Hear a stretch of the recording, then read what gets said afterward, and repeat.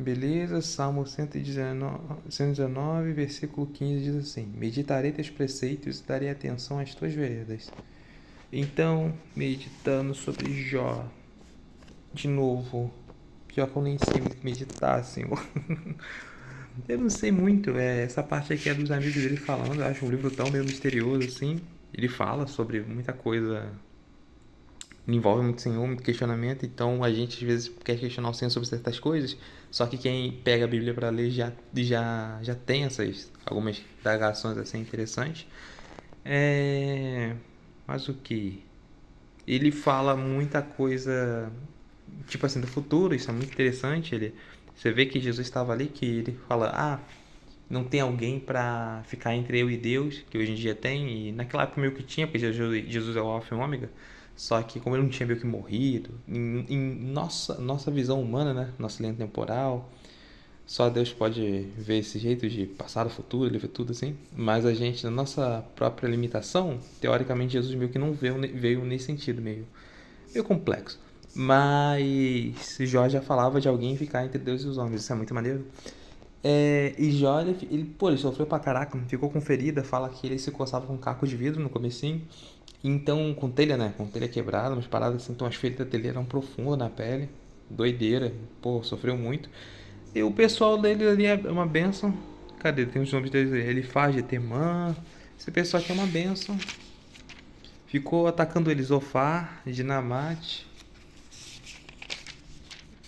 e Bildad. Esses três aqui ficou atacando ele sem parar. Tadinho, sofreu. Ainda tem que ficar ouvindo que ele é errado. E ficou um monte de coisa que ele não fez. Ah, não, é porque você pecou. Ah, não, é porque você não ajudava os pobres. Ah, não, é porque você fazia isso. Aí já começou a falar pra eles, né? Não faz sentido, porque um monte de gente não ajuda e é rica aí. Não faz sentido, porque eu ajudava sempre. Então já fica dando essa discussão com eles. É interessante como eles não ajudaram, ele não deram a mão, foram meio maus assim, e no final Deus ainda fala pra Jó orar por eles. Isso eu acho muito doido, é muito doido assim. Porque eu acho que Jó talvez falou mal com eles, não sei, mas pô, numa situação assim, é bem interessante. Você tá sofrendo, tá perdendo tudo, perdeu o filho, tá acabado. E mesmo assim os seus amigos ainda te atacam. E mesmo assim Deus ainda pede para você orar por eles. Mas Deus fala, eles estão errados. Mas ore por eles.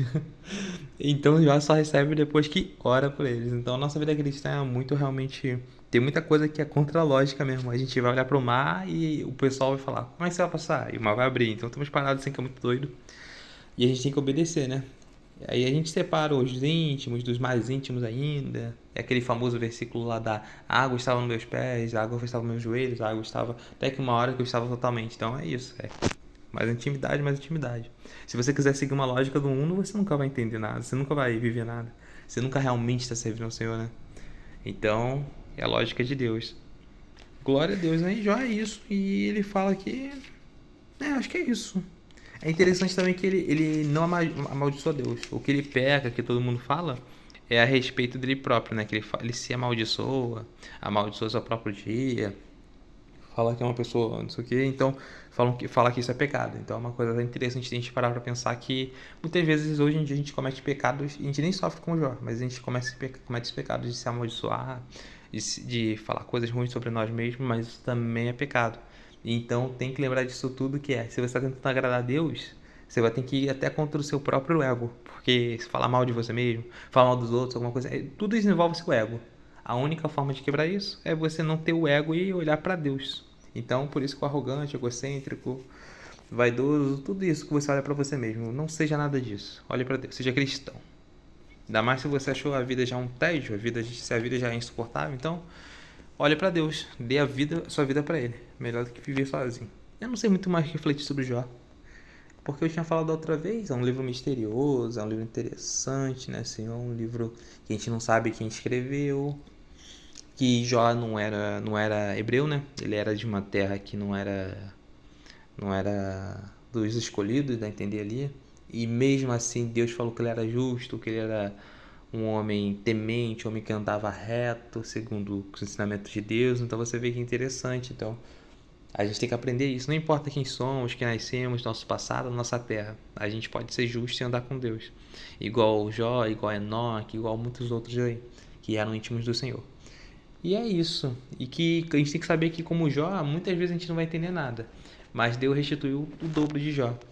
E o importante é saber que a busca pelo céu é para se parecer com Cristo. Então a gente não entende realmente as coisas que acontecem, que aconteceram e que vai acontecer. Algumas a gente pode até entender depois, ou agora, ou antes, não sei o quê. Mas tem umas que a gente nem vai entender até chegar no céu.